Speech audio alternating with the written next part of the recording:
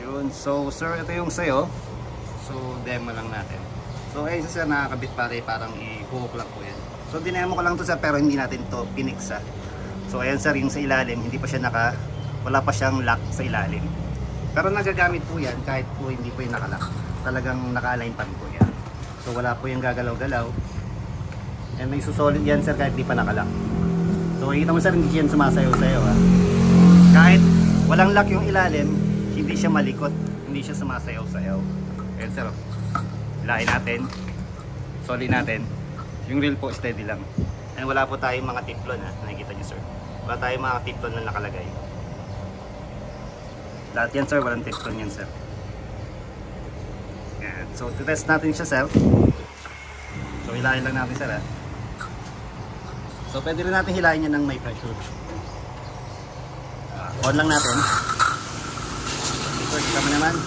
So kahit hilahin natin yan sir na may pressure, yan.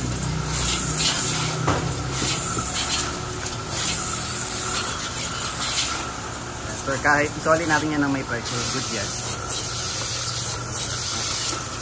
So demo na lang sir, hilahin natin sir.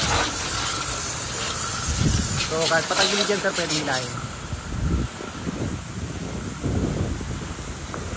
Naman sir, may pressure sir ay hihila ko ha. So pag ito good din to sir ha, wala tayong mga teflon dyan sir ha. Hindi ko sir, wala tayong mga teflon ha. Wala tayong mga teflon yan sir. May pakalat ka na buga kahit bumabaksak. So check mo sir, ayan ha. Walang mga teflon yan. Then align po ang ikot niyan. So patayin natin sir. So patayin natin. Ano siya? So solid natin sir. Sir, hindi nakalak ha. Ulitin ko sir, hindi nakalak yan ha. Pero may ikot mo yan nang hindi sumasayo yung eto, hindi po siya gumagalaw-galaw. Hindi siya yung malikot. Sa iba kasi pag yung ganto kahit nakalak na, ang malikot pa rin yung pag-solid ng hose. Dito kasi sir, kahit bilisan mo pa yan, hindi mo siya kailangan alalay-alalayan. Sa iba sir, inaalalayan kasi hindi pantay yung ikot, hindi siya naka-align. Dito sir, align talaga yan.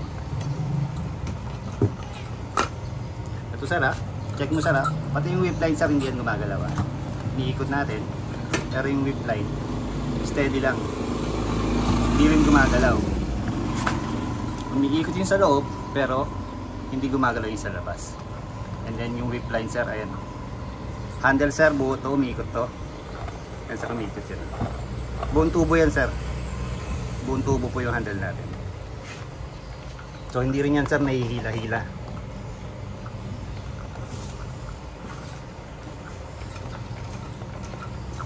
Then sir, ito sir, yung whip line natin sir is 4 meter. Ito po yung kakabit nyo papunta sa belt type pressure washer nyo. And then yung inside po natin na hose is 15 meter po. So yan sir, bali kompleto na yan sir. May mga hanger na yan, may mga lock na yan, may mga screw na yan. Lahat, pati po itong hose center guide, kompleto na po lahat yan. 1 year warranty po tayo sir, tulad na sabi ko. So this for demo lang naman. And so pinakita lang natin na nagpa-function talaga siya na maayos. So solid sir, ayan. Sir, hindi nyo na kailangan bitaw-bitawan pag hawak nyo to. Umiikot po, iikot na po yung kamay nyo dyan, kahit iikot yan.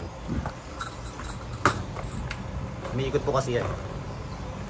Ayan po. Hawak, i-grab nyo lang sir, iikot nyo lang. So anytime na, every time na gagamitin po, ganun lang.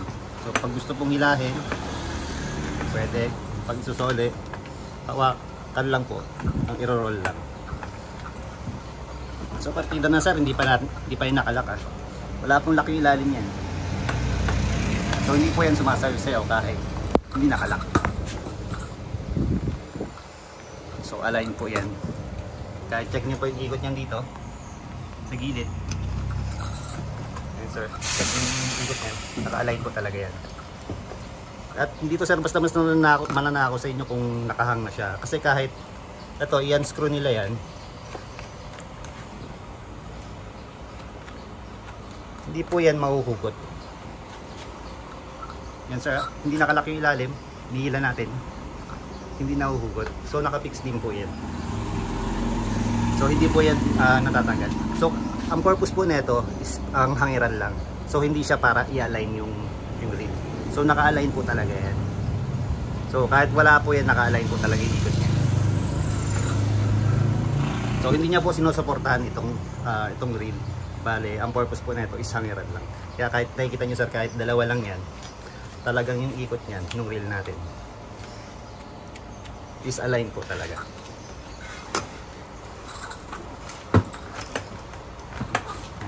Ikot niya, align po talaga. Yun sir, bali kakabit mo na lang siya, itutornilyo mo na lang, magbubutas-butas ka na lang sa pader mo para makabit mo siya. Then yun na po yun. Ganun lang siya kasimple gamitin. Ulitin ko sa 1 year warranty tayo. Yun. Pag okay na sir, ship ko na lang. Thank you!